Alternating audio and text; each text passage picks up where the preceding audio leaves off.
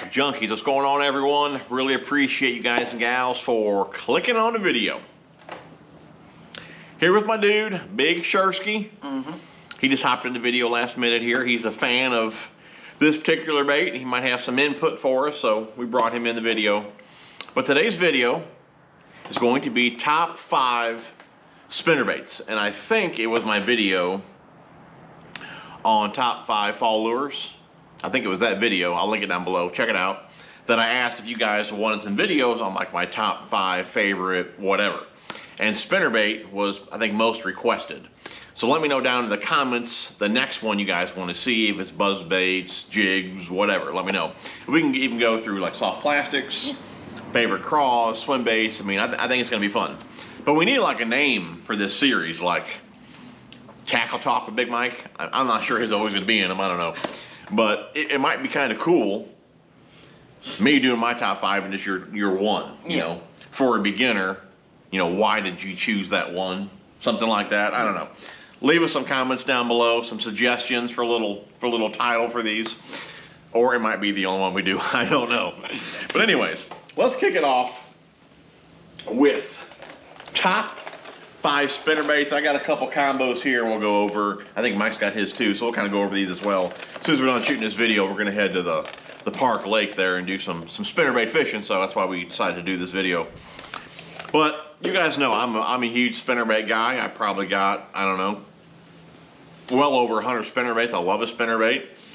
Every one that I have is still in rotation. The ones that I don't really use anymore, obviously they're not in my boxes. So what I'm getting at here is I love all the spinnerbaits that I have.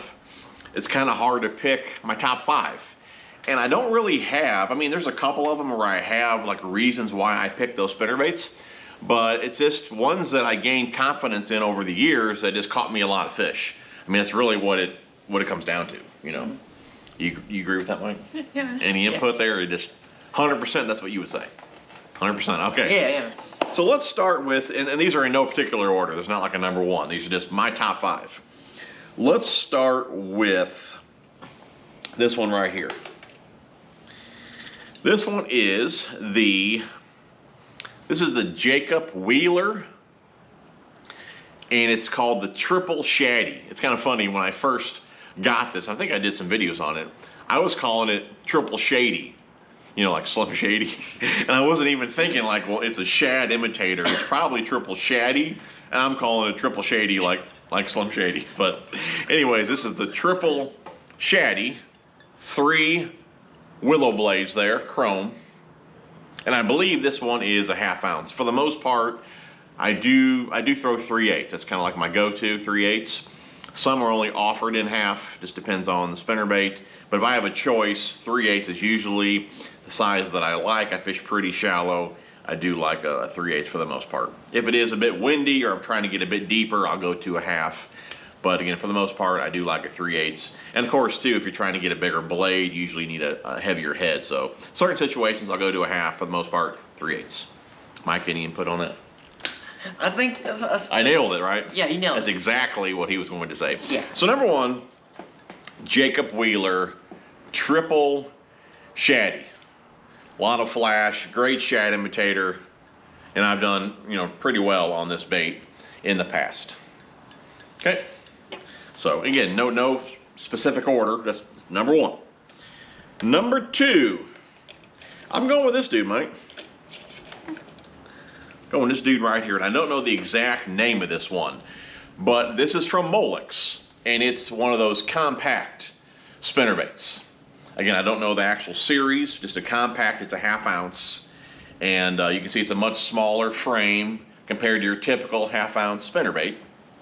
So smaller hook, smaller frame, 1/2 ounce, double willow. And again, it's just another one that has worked really well for me. Great pond bait. Again, that smaller size worked great over there in the ponds. Does not have, let me check the other one here. That's something I never really pay a lot of attention to. This one does not either. So the Accent or the Molex, neither one of them have a soft plastic keeper. And I'm not really a big fan of spinnerbait trailers. Are you, Mike? No. No. Why aren't you? I like Wait, Were you going to say what I was going to say? Yeah. Okay. I like to, again, I fish pretty shallow, and I like to reel my baits pretty fast. And plastic is going to give you lift. So, and I know fishing in muddier water, you probably should slow down a bit, but I've done better just reeling them fast. And I like double willows. You guys know the story behind that. You know, I just feel a willow blade mimics a shad more than a Colorado blade. So even in muddier water, if there's shad in the lake, I'm tossing double willows, right?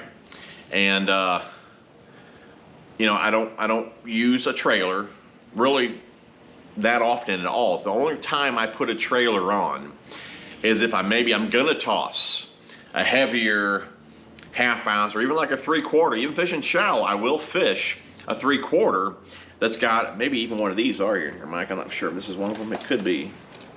This might be it. Yeah, this is a 3/4 here.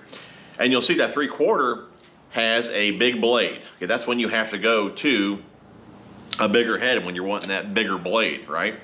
So if I'm fishing shallow with a heavier head and I'm wanting to creep it along, that's when I'll add the plastic because I want a bit of lift.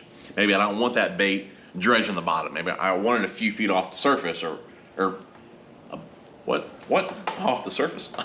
Well, I don't know where that came from either, but ground?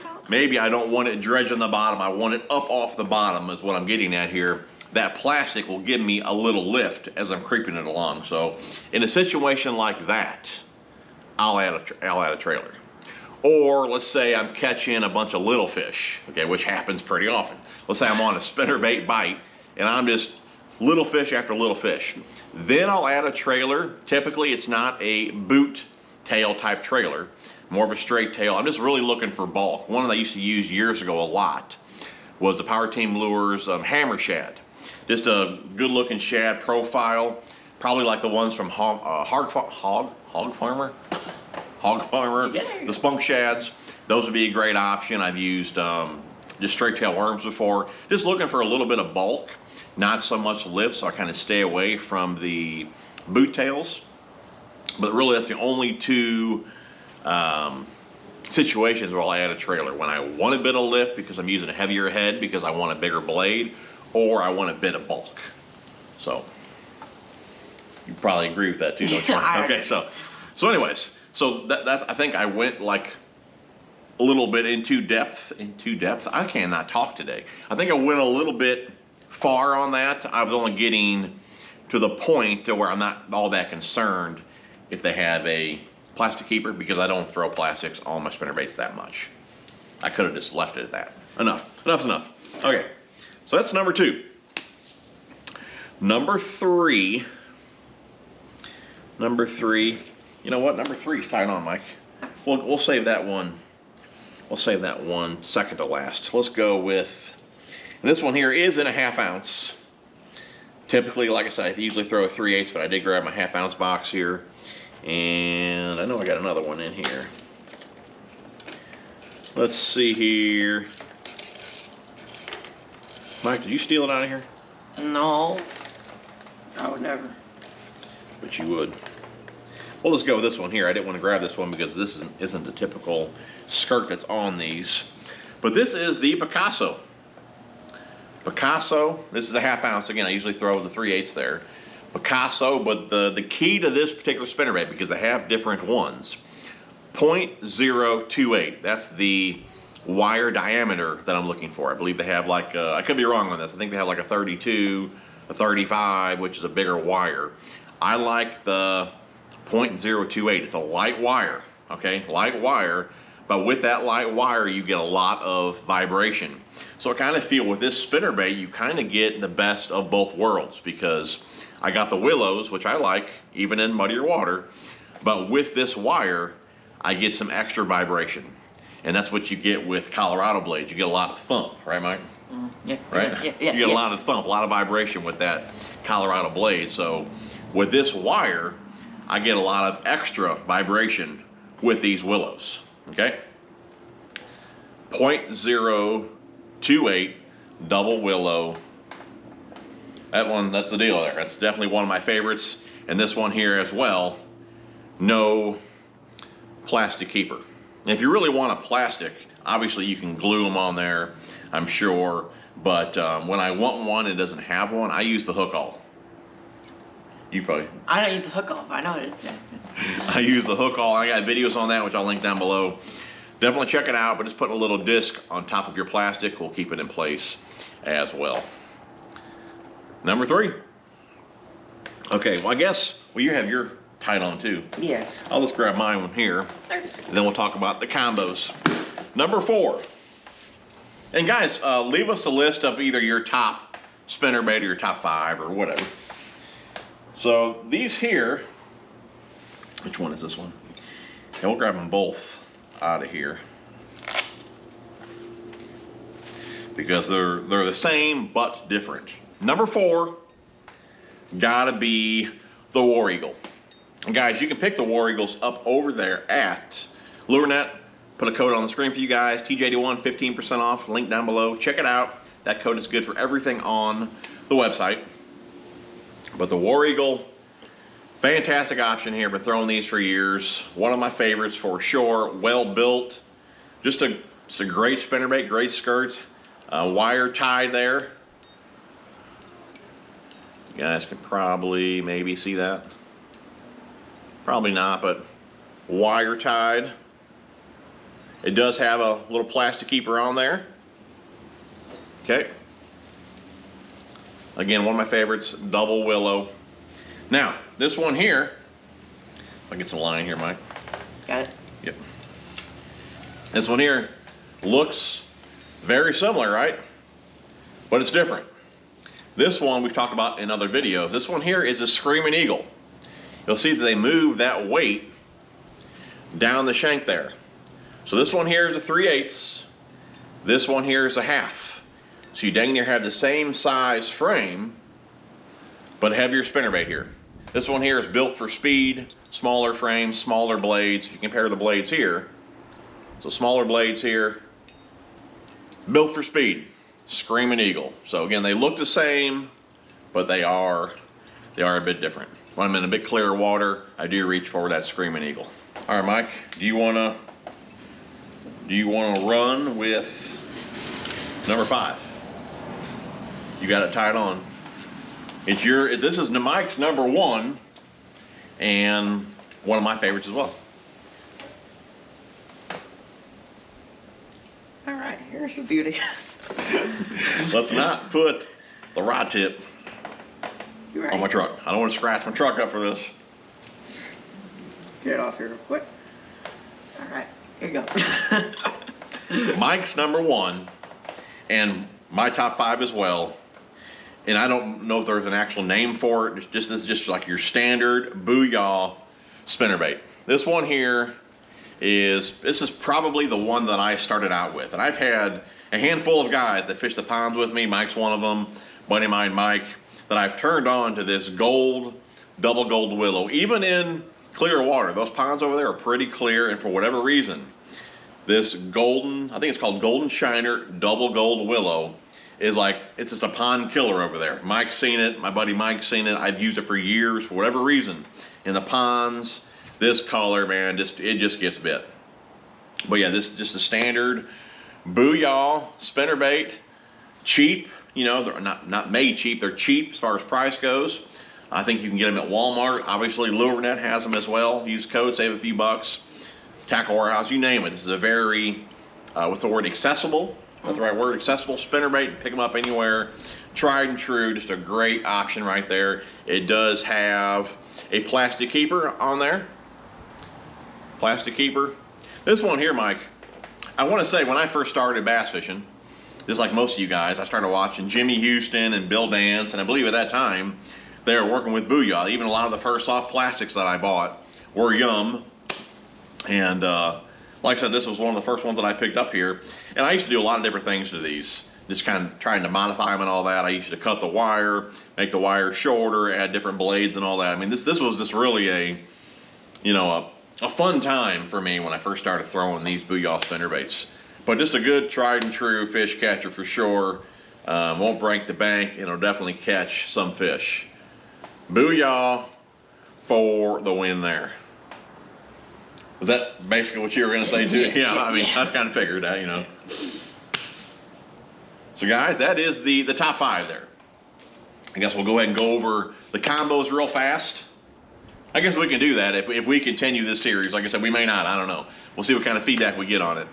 But we'll go over like just top 5, and then we'll go over combos. That way if somebody's new to fishing, they know what they can, kind of combo they can use to toss these baits as well. So what you got there, Mike? I guess you better just give it to me. Okay. So Mike he stole quite a few combos from me, and this is one of them here. This is a beauty, man. I love this one. I love it. This is the TCS all-purpose rod. This one is the 7-foot medium heavy mod fast action. So it's got a bit soft tip to it, okay? When you hear somebody say it's got some tip or a moderate action, they're talking about the tip. So the tip's got some forgiveness to it. It's soft, it's flexible, all right?